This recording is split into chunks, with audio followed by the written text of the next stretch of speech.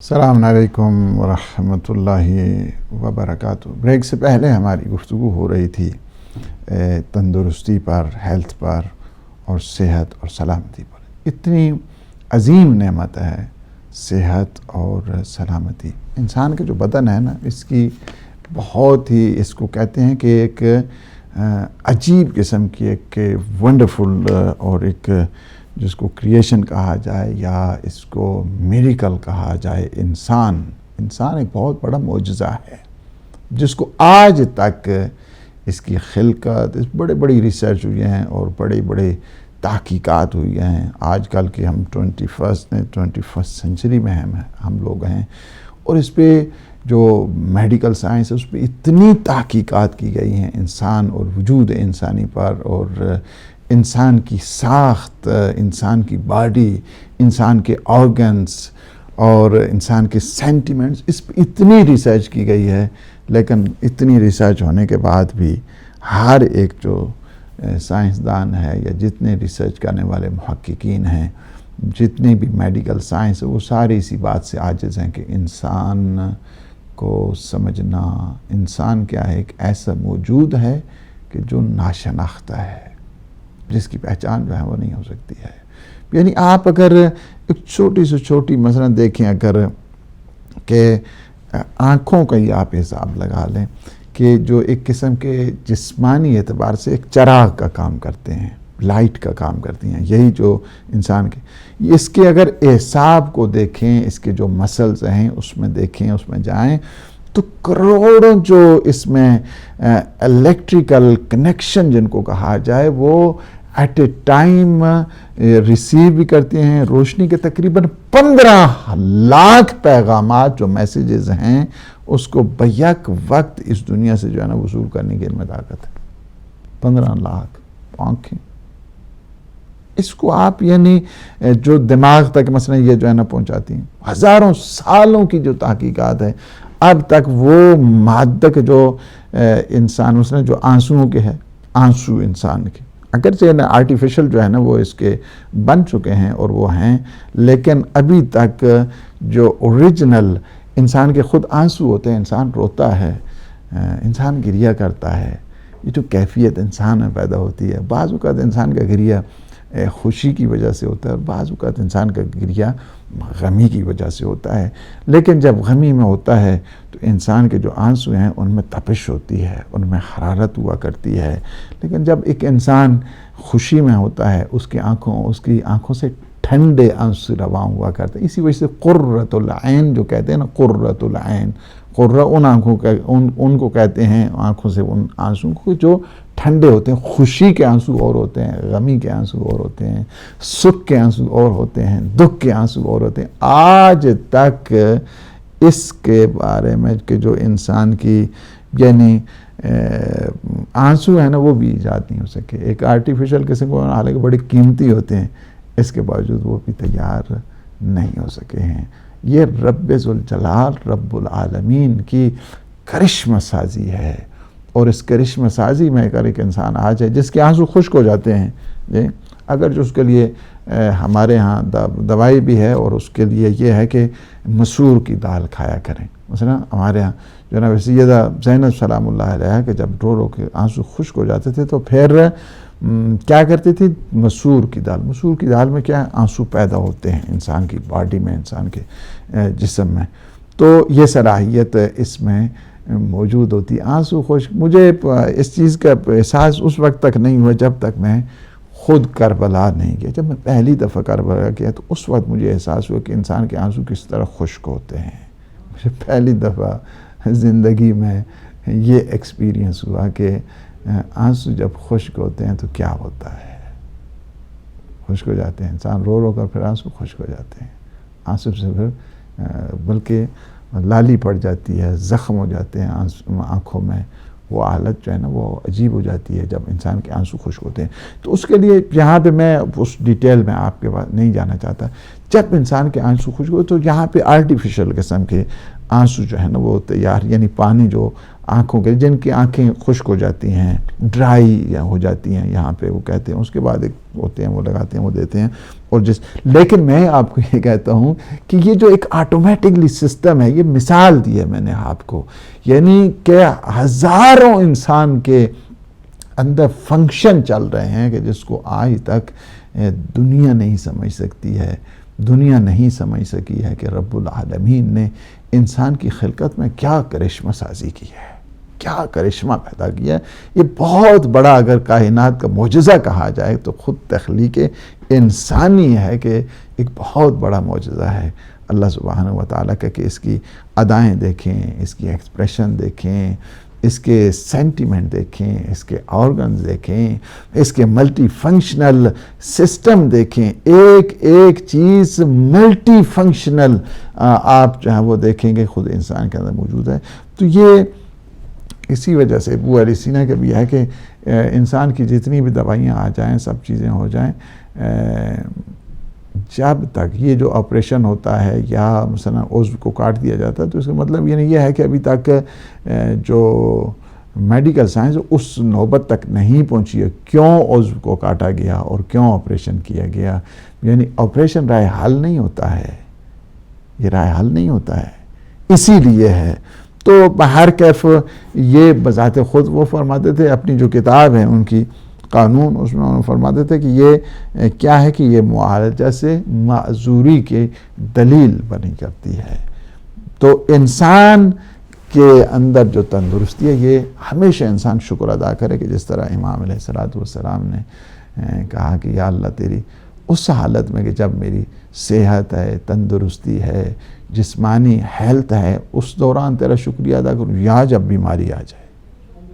اس پہ ہماری انشاءاللہ بعد میں گفتگو ہوگی. تو تندرستی کے لیے سب سے پہلی چیز کیا ہے کہ انسان نظافت کا خیال رکھے، جو کلینلینس جس کو کہتے ہیں، اس کا انسان بہت زیادہ خیال رکھے. یعنی تندرستی اور سلامتی جیسی نعمت سے بہرہ مند ہونے کے لیے انسان کو نظافت، اور اسلام نے جتنی تاکید کی ہے کسی مکتب میں اتنی تاکید نظافت اور پاکیزگی کے اوپر نہیں. آپ اگر دیکھیں ایک 1.10 بھی اگر کہا جائے نا باقی مکتب میں، 1/10 کہا جائے نا باقی مکاتب میں، وہ بھی آپ کو نہیں ملے گا جتنی اسلام نے ہر دور میں جو ہے وہ تاکید کی ہے اس کی اہمیت اور اس کی. اور قرآن و سنت میں اگر اس کے نظافت کے سلسلے میں دیکھے جائیں اور انسان کی صحت و سلامتی کے ساتھ اس کو جوڑ دیا گیا، حتیٰ کہ اس حد تک ہے کہ ہمارا کوئی جو یعنی فقہی کتاب کو اگر دیکھیں تو شروع کتاب طہارت سے ہوتی ہے، The Book of Cleanliness، The Book of Cleanliness. یعنی کیا ہے کہ طہارت کو اسلام نے اتنی، یہ پہلا راز ہے روحانیت کا، چونکہ اس وجہ سے یہ جو ظاہری طہارت ہوا کرتی ہے، ظاہری طہارت وہ باطنی طہارت کا باعث بنا کرتی ہے، تزکیہ نفس کا باعث بنا کرتی ہے. تطہیر نفسانی یعنی تطہیر ظاہری تطہیر باطنی کا سبب بنا کرتی ہے. اس وجہ سے اسلام نے بہت زیادہ اس کی صفائی ستھرائی پاکیزگی اس کی طرف زیادہ توجہ دی. فرمایا النظافت من الایمان، cleanliness is a part of your faith. یعنی کیا ہے کہ تمہارے ایمان کا یہ حصہ ہے. کیا تمہارے ایمان کا یہ صفائی تمہارے ایمان کا حصہ ہے. صفائی نہیں اسی طرح گندا مندا، اسی طرح نہ بو آتی رہے اور وضو نہیں پتا، غسل نہیں، اسی طرح کہ وہ ٹھیک نہیں. اسلام نے جو ہے نا وہ اس میں دیکھیں تو اگر طہارت کے بغیر ایک انسان نماز پڑھ تو اس کی نماز نہیں ہوتی. یعنی نماز کے لیے بھی شرط قرار دی گئی ہے کہ وہ طہارت ہونی چاہیے، اس میں وضو ہونا چاہیے. اگر شرط ہے تو مطلب کیا ہے؟ اذا فات الشرط فات المشروط. جب نماز یعنی اتنی بڑی عبادت ہے کہ جس کے لیے شرط قرار دی گیا وضو، اگر وضو نہیں ہے تو نماز بھی نہیں، چونکہ اذا فات الشرط فات المشروط. شرط اگر چلی گی تو مشروط بھی چلا جائے گا. تو یہ ہے کہ یہ مقدمہ ذیل مقدمہ کا جو باعث بنا کرتا ہے.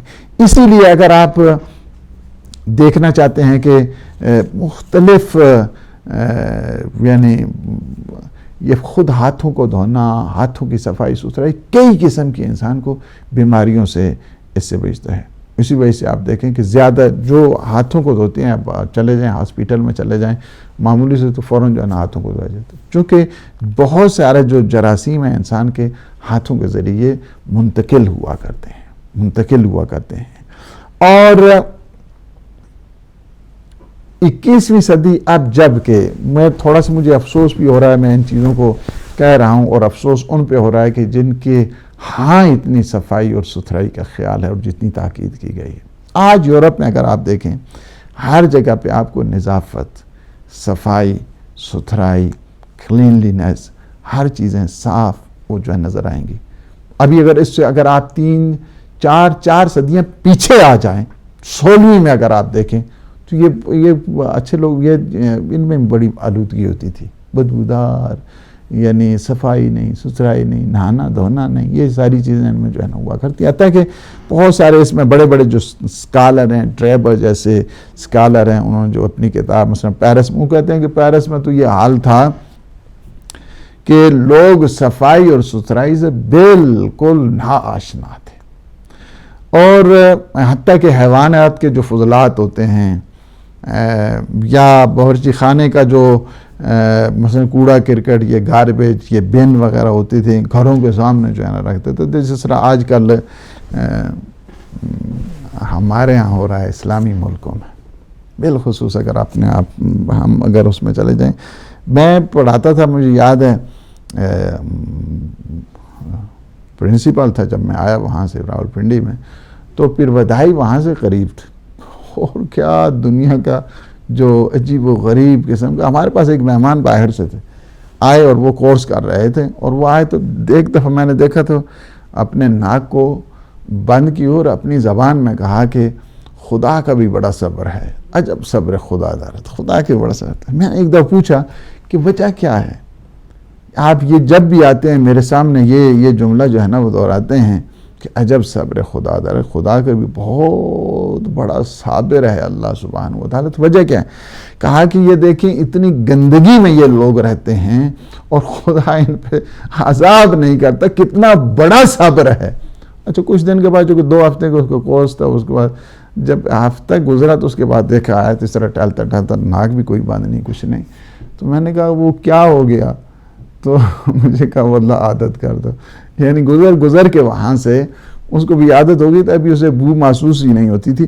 تو یہ ہے کہ جس اسلام نے، جس قرآن نے، جس شریعت نے، جس احکام نے اس حد تک تاکید کی ہے، اس حد تک تاکید کی کہ جو 16ویں صدی میں یہ لوگ ہوتے تھے، آج 21ویں صدی میں ہم لوگ سیوریج کا سسٹم دیکھیں، سیوریج کا سسٹم دیکھیں. ایک آدمی تو مرحوم ہو گئے ہیں، بیٹھے ہوئے تھے اور کافی ماشاءاللہ بڑی فکری شخصیت ہے اور بڑے خیر بھی حضرات بھی تھے. آج سے کافی میرے خیال میں 25-30 سال پہلے کی بات کر رہا ہوں. تو بیٹھے ہوئے کیا رہے تو ہم بھی پاکستان میں انقلاب دوسرے بیٹھے تو نے کہا پاکستان میں پہلے ٹوائلٹیں بناؤ، طہارت کا نظام سیکھو، پہلے طہارت کا نظام سیکھو. جس قوم میں طہارت نہیں، جس قوم میں صفائی نہیں، جس قوم میں ستھرائی نہیں، وہ کہا ہے کہ میں انقلاب، وہ جو اپنے بدن میں انقلاب نہیں لا سکتی ہے وہ معاشرے میں کیا انقلاب لائے گی. اس وجہ سے جس اسلام مقدس نے، جس دین مقدس نے اس صفائی کے اوپر اتنی تاکید کی ہے، تو افسوس کے ساتھ کہنا پڑتا ہے کہ وہاں کے آپ حالات دیکھیں، گندگی کے ڈھیر دیکھیں، سیوریج کا سسٹم دیکھیں، کئی لوگ، کئی ہلاکتیں، کئی یہ سارا سلسلہ اسی بات کے اوپر جو ہے نا وہ قربانی بن جاتے ہیں کہ کیا یہ اسلامی تعلیمات غیروں کے لیے ہیں یا اسلامی تعلیمات خود مسلمانوں کے لیے بھی ہیں. السلام علیکم ورحمۃ اللہ. وعلیکم السلام مولانا. میرے 2 کوشچن ہے، ذرا ٹاپک سے ہٹے ہوئے ہیں. آپ پورے آپ کے اسٹاف کو، سننے والوں کو 11ویں امام حسن عسکری علیہ السلام کی پیدائش مبارک. اللہ میں آپ لوگوں کو خوشیاں دے، پریشانیاں دور ہو جائے. آپ کون بول رہے ہیں؟ ہماری سسٹر کہاں سے بول رہے ہیں؟ میں نا امریکہ سے، کیلیفورنیا سے سعیدہ بیگم بول رہی ہوں. اور دوسری بات ہے نا، اسلام میں تو سود دینا حرام ہے، مگر یہاں گھر لیے تو سود دینا بھی پڑتا ہے، مارگیج کا پھر سود دینا پڑتا نا مولانا. اس کے حساب سے میں آپ کو سوال کرنا چاہ رہی ہوں. اور دوسری بات ہے نا مولانا، کہ ساکس پہننا نماز پڑھتے وقت ضروری ہے, نماز جائز ہوتی ہے نہیں تو باطل ہو جاتی ہے؟ یہ 2 سوال میرے آپ جواب دینا مولانا. ٹھیک ہے.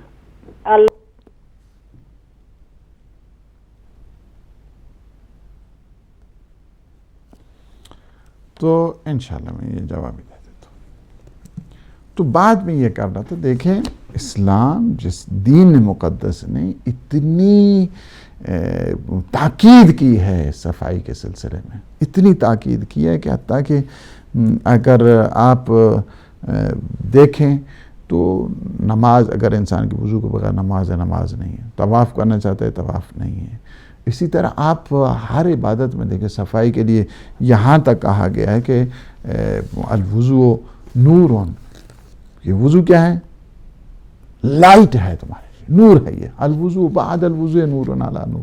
وضو اپان وضو as a light upon light. یعنی کیا ہے کہ اسلام نے اس کو نور قرار دیا. تم نے وضو کیا, نور بن گیا ہے. یہ روشنی ہے تمہارے دل کو زندہ کرنے کے لیے.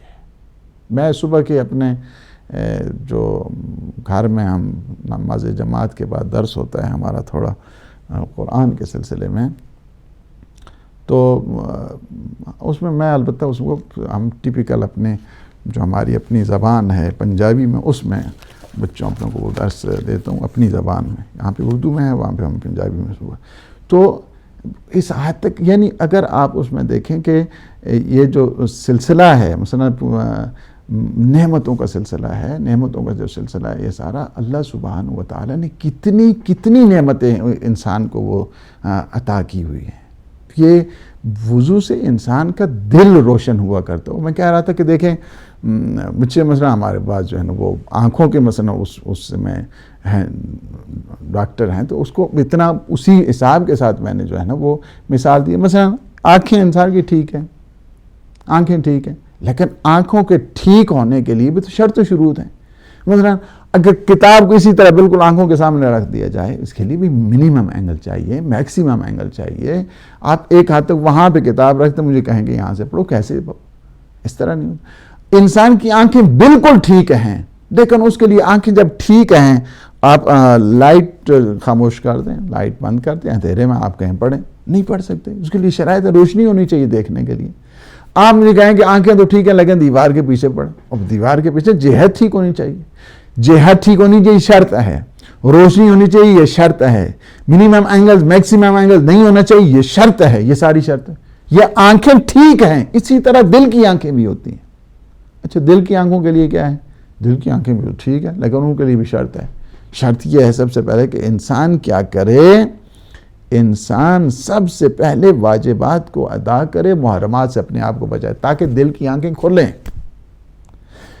دل کی آنکھیں تقوی الہی کے ذریعے کھلا کرتی ہیں. دل کبھی اس وقت تک روشنی حاصل نہیں کرتا, اور اس کے لیے یہ مقدمہ بنتا ہے وضو. وضو کر کے کیوں اتنی تاکید کی گئی؟ وضو کر کے کھانے سے انسان کا رزق زیادہ ہوتا ہے. وضو کر کے سونے سے کیا ہے؟ فراشہ کالمسجد, اس کا گویا بستر اس طرح ہے کہ گویا مسجد میں ہے وہ شخص. ساری رات فرشتے اس کے لیے دعائیں کرتے ہیں, ساری رات فرشتے اس کے لیے استغفار کرتے ہیں, ساری رات فرشتے اس کے لیے حفاظت کرتے ہیں. کیا چیز ہے یہ ظاہری تزکیہ باطنی تزکیہ کا باعث بنا کرتا ہے. تو یہ ہے کہ آپ اسی لحاظ کے ساتھ مشرکین کے سلسلے میں کیا ہے؟ مشرکین نجس ہیں جی, انما المشرکون نجس. البتہ نجس کی مختلف اس میں ہے, نجس بھی ٹھیک ہے اس سے گرامیٹیکل اس میں ورڈ میں, نجسن بھی ٹھیک ہے, لیکن جو قرآن نے کہا نجس اس کو اسی طرح رہنے دیں. تو یہ جو ان کی نجاست ہے یہ نجاست باطنی اعتبار کے ساتھ ہے, باطنی اعتبار کے ساتھ وہ کیا ہیں؟ مشرکون نجس ہیں وہ, اور وہ ان کی ہے. اور پھر نجاست جو انسان کے اندر ہوتی ہے, یہ آلودگی جو ہوتی ہے, اس سے کیا ہوتا ہے؟ اس میں انسان بہت زیادہ جو وسوسے ہوتے ہیں یہ نجاست کی وجہ سے ہے. بہت زیادہ انسان میں وسپرنگ ہوتی ہے شیطان کی طرف سے, اس کی آلودگی جو باطنی انسان کی ہوتی ہے اس وجہ سے ہے. اچھا انسان جو ظاہری طہارت کا خیال نہیں کرتا ہے, شکوک میں رہتا ہے, شبہات میں رہتا ہے, کنفیوژن میں رہتا ہے, چونکہ اندر کی جو لائٹ ہے وہ خاموش ہے, خاموش ہے. اس وجہ سے جو انسان وضو کر کے رہتا ہے, صفائی ستھرائی کے ساتھ رہتا ہے, شیطان اس کے قریب نہیں آتے. شیطان ہمیشہ گندے آدمی کے قریب آتے ہیں, جو آلودہ رہتا ہے, گند مند اسی طرح جانا پڑا ہوا, دانت صاف نہیں, ناک صاف نہیں, منہ صاف نہیں, ہاتھ صاف نہیں, اسی طرح وہ ہے. اس میں مسجد میں جائیں تو اسلام نے کہا ہے زینت کے ساتھ جاؤ, مسجد میں خوشبو لگا کے جاؤ, صفائی کے ساتھ جاؤ, کنگھی پہن کے جاؤ. اسلام اللہ جمیل یحب الجمال, خدا کیا ہے, جمیل ہے, اور وہ ہمیشہ جمال کو پسند کرتا ہے. اور پھر اسلام ہے کہ جس نے اتنی زیادہ تاکید کی ہے اس سلسلے میں. تو میں یہ عرض کر رہا تھا, دیکھیں جب انسان کی آلودگی ہوتی ہے باطنی اعتبار کے ساتھ, تو وہ مختلف قسم کے فتنہ, مختلف قسم کے فسادات اس میں وہ شکار ہو جایا کرتا ہے. دیکھیں مشرکین کے لیے کیا اسلام نے کہا, وَلَا تَكُونُ مِنَ الْمُشْرِكِينَ مِنَ الَّذِينَ فَرَّقُوا دِينَهُمْ وَكَانُوا شِيَعًا كُلُّ حِزْبٍ بِمَا لَدَيْهِمْ فَرِحُونَ. دیکھو کہ مشرکین میں سے تمہیں نہیں ہونا ہے, مشرکین کہ جنہوں نے دین میں تفریق پیدا کر دی, یعنی جو دین میں ڈویژنز پیدا کرتے ہیں, اتحاد نہیں ہونے دیتے ہیں, وحدت نہیں ہونے دیتے ہیں, انسان کو لڑائی جھگڑا فساد, وحدت سے دوری, یونٹی کے قریب نہ آنے دینا. یہ ہمیشہ کون لوگ کرتے ہیں, ڈیوائیڈ اس کے بعد رول, ڈیوائیڈ اس کے بعد رول, ان کے درمیان فتنہ ڈالو, ان کے درمیان فساد ڈالو, ان کے درمیان انتشار پیدا ہوتا رہے. یہ ہمیشہ کون لوگ ہوتے ہیں کہ جن کا باطن پاک نہیں ہوا کرتا ہے.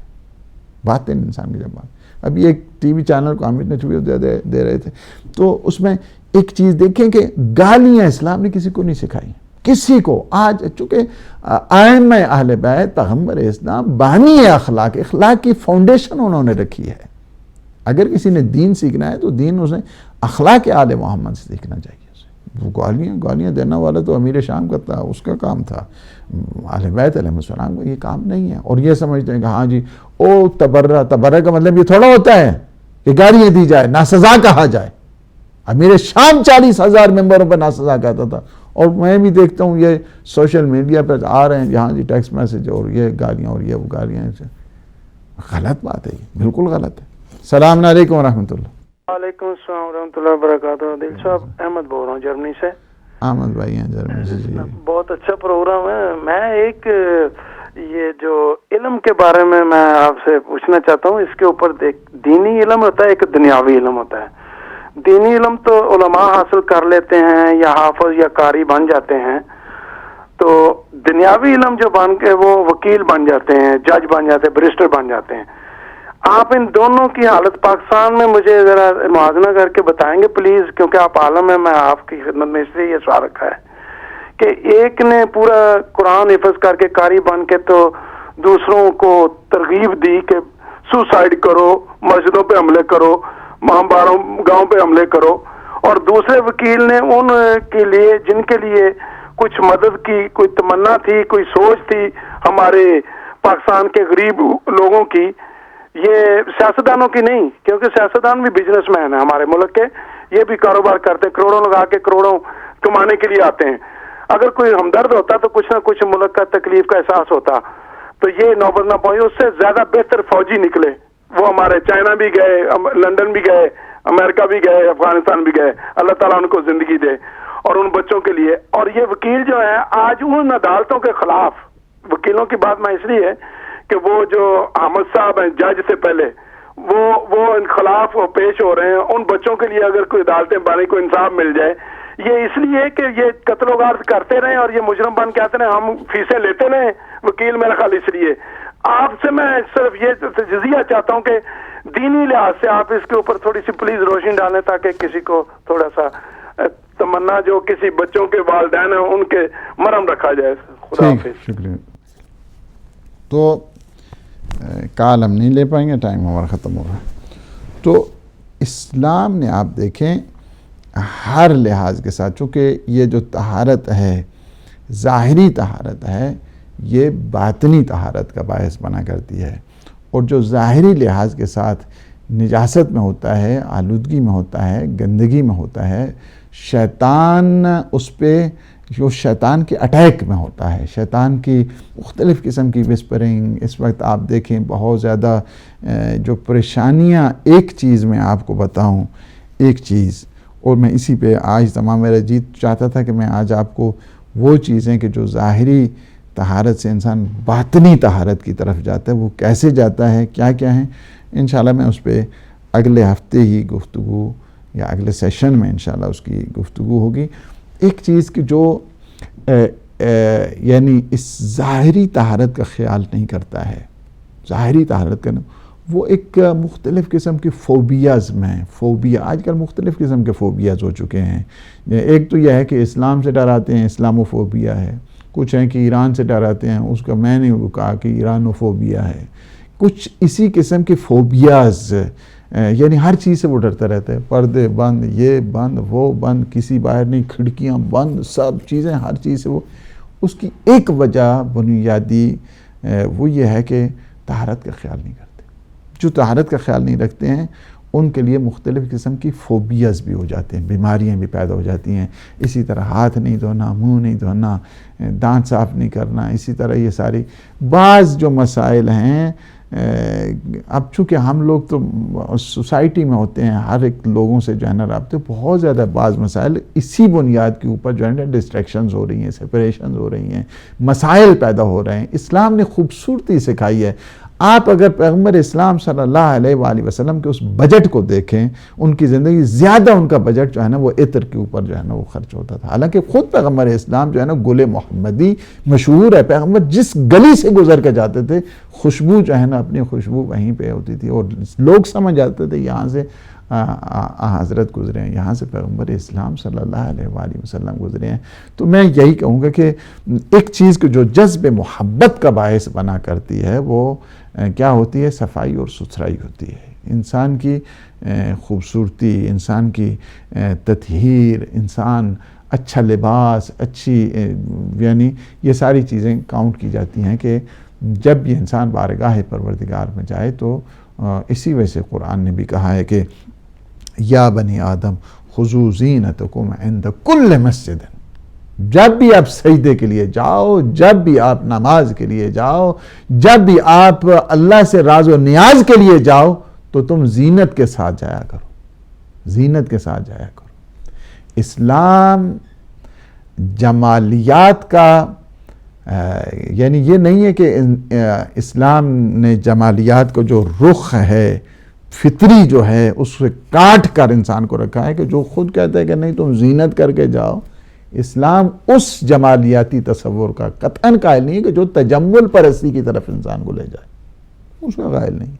باہر کیف انشاءاللہ اس پہ ہماری گفتگو اگلے سیشن میں ہوگی مزید وضاحت کے ساتھ کہ وہ کیا کیا ہیں اور کیا کیا اسباب اور کس طرح ہم نے اس ظاہری طہارت سے جو ہے نا وہ باطنی طہارت کی طرف ہم لوگوں نے جانا ہے. اس میں سب سے پہلے ہماری سسٹر جو سیدہ نے کیلیفورنیا سے فون کیا ہے، امریکہ سے، اور سب سے پہلے جو ہے نا وہ سود کے یہاں پہ جو بالخصوص ویسٹرن کنٹریز میں رہتے ہیں، یورپ میں ہیں، نارتھ امریکہ میں جو لوگ رہتے ہیں، ان کے لیے یہاں پہ وہ سسٹم ہی اس قسم کا جو ہے نا کریٹ کر دیا گیا ہے کہ سود کے علاوہ جو ہے نا انہیں چارہ مثلا اس نے گھر لیا ہے، مورگیج کے اوپر گھر ہے، اور ہر مہینے اس کی جو ری پیمنٹ ہوتی ہے وہ دینا پڑتا ہے. اس کی ایک خاص مقدار ہے، 3% ہے یا 4% ہے، جتنا بھی ہے. یہ جو سلسلہ ہے، پہلی بات تو یہ ہے کہ جس کو ضرورت نہیں ہے وہ قطعاً اس کو نہیں لینا چاہیے. لیکن جس کے لیے مجبوری ہے، اس کے علاوہ چارہ کار نہیں ہے، اس کے لیے لینے میں. لیکن یہ جو اخراجات ہیں اس پہ ہمارا ایک بڑا مفصل ایک مضمون ہے، چونکہ میرے پاس ٹائم بالخصوص جو ہے نا وہ ختم ہو گیا، لہٰذا میں اس پہ اتنا عرض کروں گا کہ جو سود ہے کیا اس کی جو اخراجات جو آفس کے ہیں، وہاں پہ ریسیپشن کے ہیں، وہاں پہ جو افراد کام کر رہے ہیں اس سلسلے میں ہیں تو پھر تو ٹھیک ہے، اس میں تو حرج نہیں ہے، چونکہ وہ کم از کم ان کو اتنا تو ہونا چاہیے کہ جس سے وہ خرچے اپنے واپس کر سکیں، چونکہ ایک دفعہ آپ کو دے دیا ہے انہوں نے تو اس کا مطلب یہ نہیں یہ ہے کہ اس کو واپس بھی تو انہوں نے لینا ہے. اچھا واپس جب لینا ہے انہوں نے کوئی ریمائنڈر آپ کو بھیجنا ہے، سیٹ اپ کرنا ہے، وہاں پہ سٹاف ہوگا، وہاں پہ ورکر ہوں گے، ریسیپشنسٹ ہوں گے، یہ سارے ان اخراجات کے ما بالعزا جس کو کہتے ہیں یا اس کے مقابلے میں ہے تو پھر تو پرابلم نہیں ہے. لیکن اگر اس سے ہٹ کر ہے تو پھر بھی یہاں پہ مجتہدین نے اس حد تک کہ اگر اس کے علاوہ چارہ کار نہیں ہے تو پھر آپ کے لیے جائز ہے. دوسرا یہ ہے کہ مثلا جس طرح آیت اللہ العظمیٰ الخوئی مرحوم کا تھا فتویٰ کہ نہیں ان کے جو وکیل ہے اس سے اجازت لے کر، چونکہ اگر مجہول المال یا اس قسم کی چیز ہوتی ہے تو اس کا مالک کیا ہوتا ہے کہ امام یا نائب امام ہوا کرتا ہے، تو نائب امام کے جو وکیل ہیں وہ بھی اسی کیٹیگری میں آتے ہیں، لہٰذا ان سے پرمیشن لے کے کیا جا سکتا ہے. تو بہر کیف اس کو اس لحاظ کے ساتھ یہ ہے کہ اگر آپ کی ضرورت ہے اور اس کے علاوہ آپ کے پاس چارہ کار نہیں ہے تو پھر لینے میں وہ مورگیج آپ کو حرج نہیں ہے. دوسرا یہ ہے کہ لیڈیز جو جرابیں پہن کے نماز پڑھتی ہیں، احتیاط یہی ہے کہ جراب پہن کے نماز پڑھی جائے، زیادہ اس میں اچھا ہے. اور لیکن اگر گھر میں ہے کوئی اور آدمی نہیں دیکھ رہا ہے اور اس میں جرابیں نہیں ہیں تو اس میں پھر جو ہے نا وہ حرج بھی نہیں ہے. اور لیکن باقی جو حجاب ہے کامل، مثلا کچھ چیزیں جو ہے نا اسلام نے وہ کیا ہیں ایکزیمپشن ہے، مثلا یہ لیڈیز جہاں تک ہاتھ جو ہے نا ان کے ننگے رہ سکتے ہیں، وہ صورت چہرہ کہ جہاں تک وضو انسان وضو کے لیے واجب ہے اتنا چہرہ بھی وہ ننگا رکھ سکتی ہے. لیکن احتیاط یہ ہے کہ مثلا اگر ادھر تک واجب ہے تو تھوڑا سا اوپر تاکہ احتیاطاً، مثلا اگر ماتھے یہاں تک ہے تو تھوڑا سا اس کو آگے تاکہ احتیاط کے تقاضوں کے تحت جو ہے نا عمل ہوتا رہے. اور جہاں تک احمد بھائی کے فون ہے کہ دیکھیں علم کی جو ہے نا دو قسمیں ہیں، ایک علم دنیاوی اعتبار کے ساتھ ہے، ایک علم جو ہے نا وہ دینی اعتبار کے ساتھ ہے. جتنی بھی آپ نے دونوں مثالیں دی ہیں، علم حاصل کرنا کوئی کمال نہیں ہوا کرتا ہے، علم کو یوٹیلائز کیسے کیا جائے یہ کمال ہوا کرتا ہے. علم تو ایک اسلحہ ہے، اگر اسلحہ ایک اچھے آدمی کے پاس جائے گا تو وہ دفاع کرے گا، قوم کا دفاع کرے گا. اگر ایک پاگل کے پاس چلا جائے وہی اسلحہ چھری مثلا ہے چھری ایک عاقل کے پاس رہے گی تو اس کا اور فنکشن ہوگا، ایک پاگل کو دے دی جائے چھری تو اس کا اور ہی اثر ہوگا. اسی طرح علم بھی ہے. علم کیا ہے کہ ایک قسم کا ویپن ہے آپ کے پاس، اب ویپن کو یوٹیلائز کرنا ہے کس طرح. اب اس کے جو بے ضمیر قسم کے لوگ ہیں، جو بکے اور جھکے ہوئے لوگ ہیں، جن میں شرافت دینی نہیں ہے، جن میں شرافت ایمانی نہیں ہے، ان کے پاس اگر علم آئے گا تو پھر علم کا کیا بنے گا؟ اللہ ہی حافظ ہے. لیکن جو خاندانی ہیں، شرافت والے لوگ ہیں، دین تدین رکھنے والے ہیں، خدا ترسی جن میں ہے، ان کے پاس جب علم آئے گا تو وہ ہمیشہ فلاح اور انسانی صلاح اور انسان کی خیر اور خوبی کے لیے اس کو استعمال کیا جائے گا. علم میں کوئی کمزوری نہیں ہے، علم میں کوئی کمزوری نہیں ہے، لیکن کس کے پاس علم ہے. کمینے کے پاس اگر علم ہوگا تو اس کا اثر اور ہوتا ہے، اور ایک جو شرافت اور تدین رکھنے والے شخص ہے اس کے پاس جب علم آتا ہے تو اس کی ہے. اسی طرح دو چیزوں کے انسان خبر ہو جاتی ہے کہ وہ کیا ہے، اس کی طینت کیا ہے. ایک جب انسان کے پاس، ایک کمینے کے پاس اگر ایک مال آ جائے تو اس کے ساتھ کیا حشر کرتا ہے؟ وہ سارے کے سارے جتنے ہیں چونکہ ڈیمیج ہوتا ہے، اس ڈیمیج عنوان کے تحت وہ ہر ایک کو ذلیل کرنے کی کوشش کرتا ہے. اسی طرح علم بھی ہے. علم اور فراست کس کے پاس ہے اس کی انسان کی شرافت کے اوپر دلیل بنا کرتا ہے. شریف آدمی کے پاس علم ہے، اس کے اثرات اور ہیں، اور ایک جو غیر شریف آدمی کمینہ انسان ہے اسے اگر علم آ جائے تو اس کے اثرات الامان انسان کو کہنا چاہیے کہ اس کے پاس کیا ہے. اگر ایک کمینے شخص کے پاس گورنمنٹ آ گئی ہے تو یزید سے بدتر، یزید جیسے جو ہے نا وہ آ جاتا ہے. لیکن اگر ولی خدا کے پاس گورنمنٹ آتی ہے تو یہی کہتا ہے کہ 4.5 سالہ دور میں نے گزارا ہے، مجھے یہ بتا دو کہ میرے اس دور حکومت میں کوئی ایک آدمی بھوکا سو گیا ہو یا کوئی ایک برہنہ رہ گیا ہو. کس کے پاس؟ لہذا ان کے پاس جانا چاہیے کہ جنہیں اللہ نے وارث علم قرار دیا ہے. انا مدینۃ العلم و علی بابہا، میں در علم ہوں، علی در علم ہے، میں شہر علم ہوں۔ تو شہر میں تو ہر چیز موجود ہوا کرتی ہے، اگر اس در سے انسان اخذ کرتا ہے ہر علم بھی ہے اسی در امیر المومنین علی ابن ابی طالب علیہ السلام سے حاصل ہوتا ہے۔ اور یہ چونکہ ٹائم بالکل ہی تمام ہو گیا، ورنہ اس کی ہر جہت کے ساتھ اگر دیکھنا چاہتے ہیں تو علم کی افضلیت اپنی جگہ پہ مسلم اور مسلط ہے۔ اللہ سبحانہ و تعالیٰ سے دعا ہے کہ ہمارے ان لمحات کو اپنی عبادت میں شمار فرمائے، ہمارے گناہوں سے عفو درگزر فرمائے۔ پروردگار شب جمعہ ہے، شب عبادت ہے، شب مغفرت ہے، ہم سب کے مرحومین کی یا اللہ تو مغفرت فرما، انہیں جوار معصومین میں جگہ عنایت فرما، ان کے جملہ گناہان صغیرہ کبیرہ معاف فرما۔ پروردگار جتنے مومنین مومنات پریشان حال ہیں ان کی پریشانیاں دور فرما، انہیں آفات بلیات سے محفوظ فرما، عالم اسلام کو سربلند فرما، عالم طاغوت کو نابود فرما، امام زمان قطب عالم امکان کے ظہور پر نور میں تعجیل فرما۔ اللہم عجل ولیک الفرج۔ السلام علیکم ورحمۃ اللہ وبرکاتہ۔